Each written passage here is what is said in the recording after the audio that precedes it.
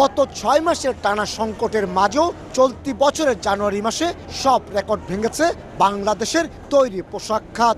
BGME এর তথ্য অনুযায়ী জানুয়ারি মাসে ঢাকা জোন 30% প্রবৃদ্ধি হিসেবে 2.96 বিলিয়ন মার্কিন ডলারের পণ্য অর্ডার পেয়েছে, আর চট্টগ্রাম জোন 45.72% প্রবৃদ্ধি হিসেবে অর্ডার পেয়েছে 191 মিলিয়ন মার্কিন ডলারের।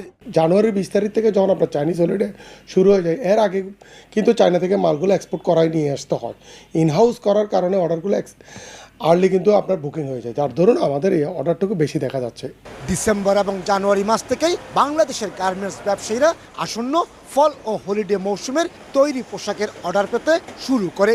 মার্চ এবং এপ্রিল মাস জুড়ে চলবে এই পোশাক রফতানির জাহাজীকরণ। এর মাঝে যুক্তরাষ্ট্রের ট্রাম্প প্রশাসন চীনের তৈরি পণ্যের উপর 10% হারে